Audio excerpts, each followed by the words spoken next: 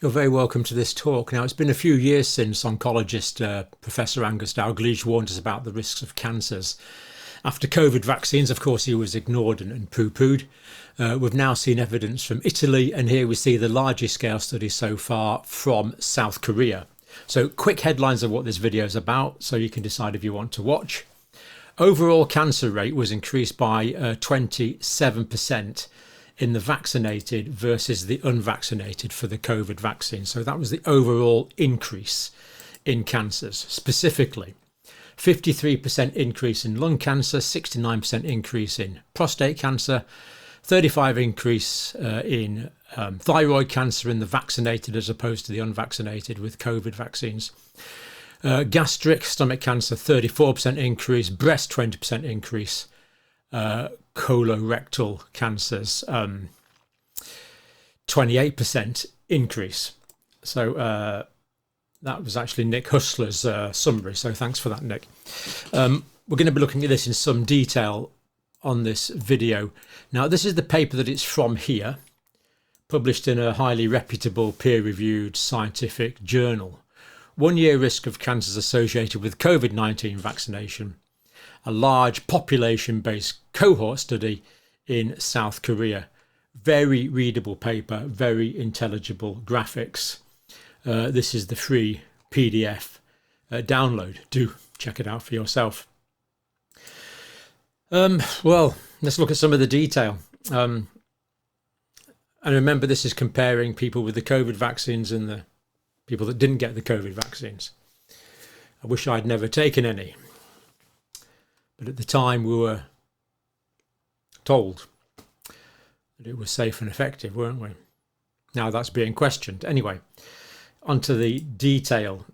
This is the study here. They're the links, as always. Large scale population study. So looking back, retrospective, South Korea, to estimate the cumulative incidence and subsequent risks of overall cancers 1 year after the COVID vaccines. Now, here's a graphic that sort of summarises their findings, and a very unpleasant view it is. So what we have here is this is the vaccinated line here. So people that are vaccinated, that line there, they get more cancers. This is incidence per 10,000 of the population up here.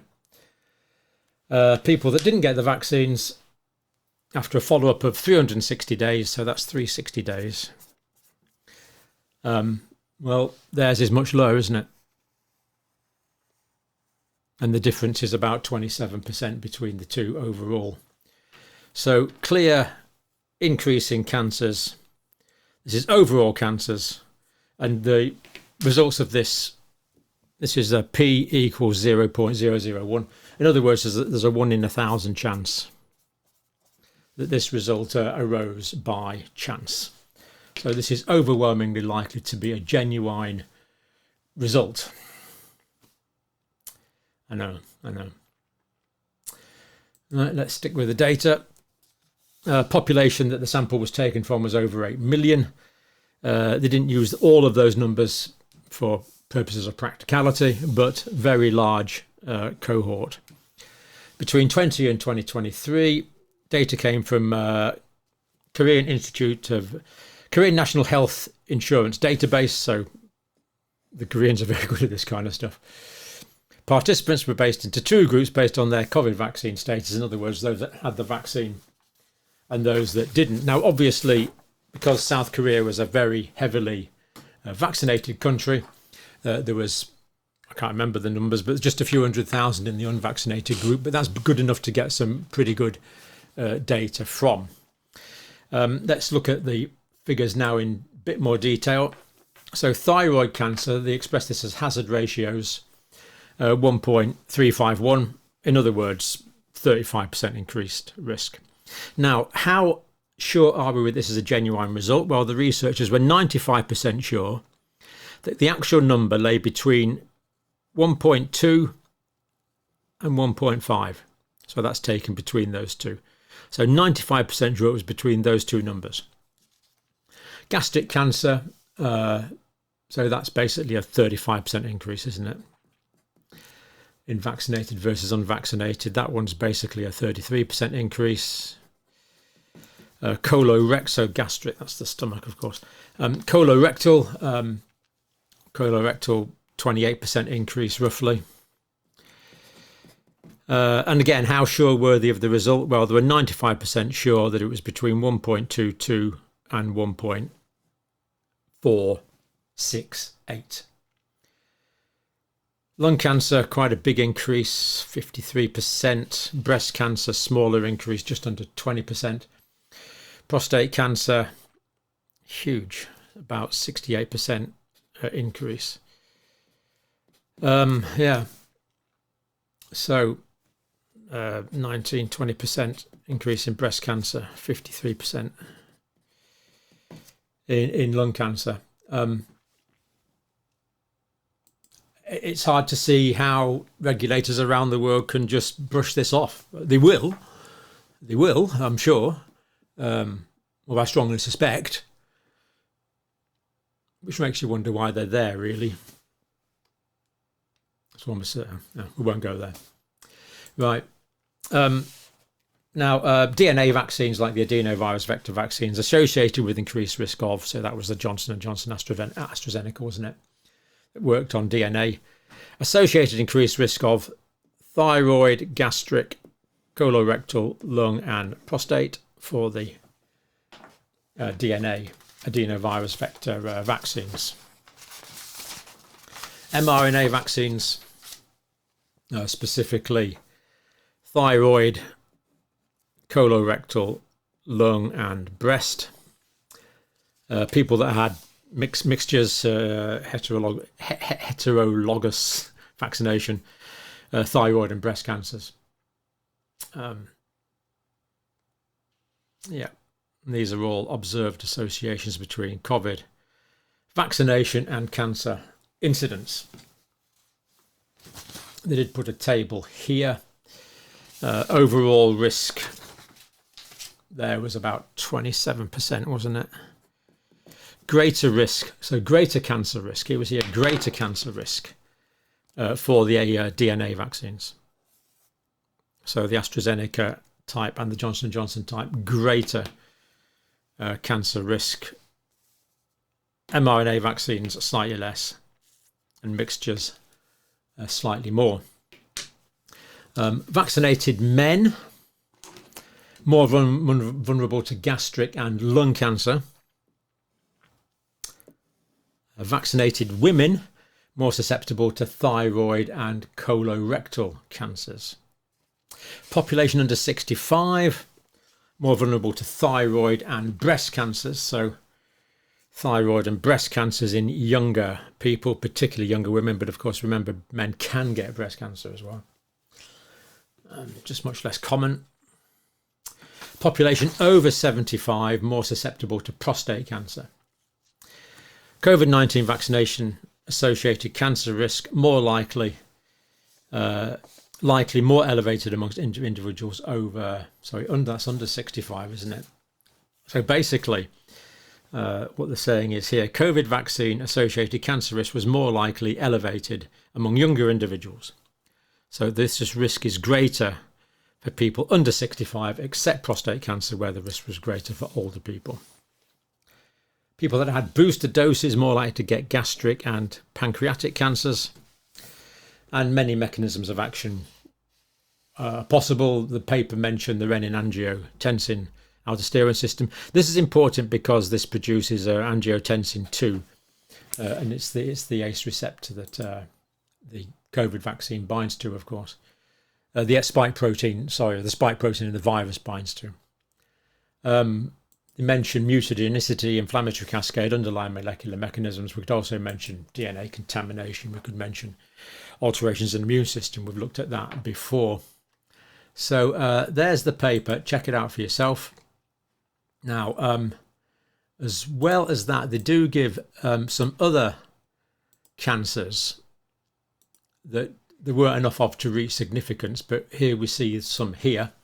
Now, just by way of context, the red line is the unvaccinated group, and the hazard ratio is there. So we see, for example, there was increased incidence of brain, a little bit in oral, salivary, less oropharyngeal, less laryngocancer, more esophageal cancer, roughly the same for liver, gallbladder. All the other cancers are all there listed. It's in the article. It's quite intelligible. So, for example, more Kaposi's sarcoma there. But does this mean that there was a genuine increase in these cancers? Other than the 6 we've mentioned, we don't know, because the numbers of people getting the cancer, thankfully, weren't enough to register that. So there we have it. Quite concerning.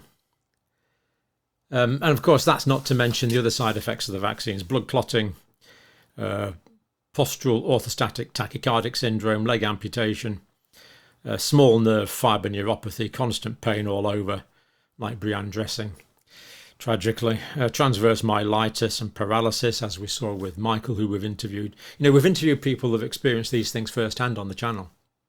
We met Alex. He came down here. We had tea.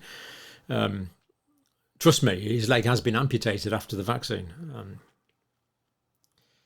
Persistent fatigue syndrome, immune disorders, Guillain-Barré syndrome, Bell's palsy, seizures, allergy and anaphylaxis, new onset autoimmunity, lupus, rheumatoid arthritis, autoimmune hepatitis, reproductive and menstrual irregularities, infertility, long post-vaccine syndrome, multisystem inflammatory syndrome in children, and of course some people no longer with us. Time for a moratorium on these vaccines, clearly. I expect this paper will be largely ignored, or those that do address it will probably poo-poo it. But that's the data. 2 doctors and a data scientist from South Korea, looking at Korean data, large population size data. Now, just before we finish, I want to just bring this to the attention of people in the United Kingdom. This is the government petition that's reached well over 2.5 million signatures. Do not introduce digital identity cards. If like me, you're concerned by this, I put the link there, and you can log on and you can sign that. Now, I hesitated to put this next bit in, but I'm going to do it anyway. These digital identity cards, basically, you can see how it's going to be useful, making sure people pay the taxes and everything, but it can be linked to any computer system, potentially, is my understanding. And so many people pay for everything with card these days. It's quite possible to imagine a time where cash is not available, not too far away. It costs quite a lot of money to print all these banknotes. Let's just skip it. Everyone's got cards anyway. And then it's not a big step after that to say, look, you know what? There's a lot of people here eating a lot of food, and some of them are pretty useless. Maybe we should ration their food. Let's just give them a certain amount of food, and we can control the amount of money they're allowed to spend with the digital identity card. That's not too big a step. If you have a digital identity card, it becomes possible to control financial transactions. So let's just have a short reading here from Revelation chapter 13. You see, it's not, if you've got a digital identity card, that's going to work because it's got a little chip in it. And, stupid people like you and me, well, we could lose our digital identity card. So why not just tuck the chip under the skin somewhere, like we do with dogs? I mean, my dog's got a chip, so if she gets lost, then someone scans her and says, oh, that's John Campbell's dog, I'll take her home. Great idea. But, you know, stupid people like me, I'm always losing things, you know. Put my cards down. I can't remember where I put them. So wouldn't it be much more convenient for these stupid people just have a little chip under the skin? You know, just put it under in the right hand or somewhere. Just a little chip under the skin. Then we can just scan them. Then when you go shopping, you can just scan. But of course, someone with control could limit the amount of transactions that are possible. So anyway, the reading is, and he caused all, both small and great, rich and poor, free and bound, to receive a mark in their right hand or on their forehead, that no man might buy or sell, save he had that mark, or the name of the beast, or the number of his name. Now, it sounds melodramatic, but you can see this isn't too far off. This is my fear. I remember when I was a boy reading that. I must have read the Book of Revelation for the first time. I don't know. I was probably about 16 or something like that. And I thought, well, that's ridiculous. You know, how can you possibly control what people buy or sell? It was inconceivable in those days. But now, it's a small step to say, no, you can only buy or sell with a card. From there, it's a small step to say you can only buy or sell with a digital identity card, so we can control what you're buying and selling, just in case people like you eat too much or fiddle your taxes. Not that I'm condoning tax fiddling, of course, you pay your taxes. But you can see these small incremental steps. The technology is now there that this ancient prophecy could be fulfilled, and that concerns me, and I know it concerns a lot of you. So if it concerns you, sign that. If you think I'm rambling on, you'll have switched off by now already.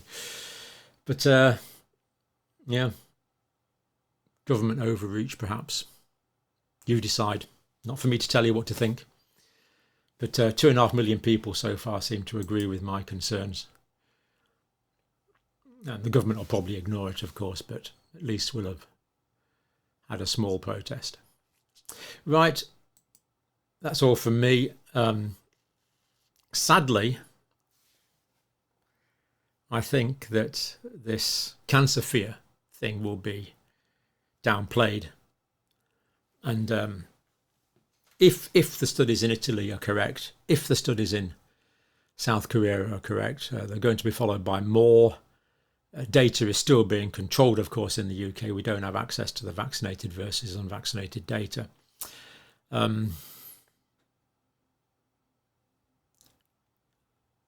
How much worse is it going to get before the dam breaks and there's a sudden shift in people's appreciation? I don't know. But read the data for yourself, see what you think. And of course, as always, thank you for watching.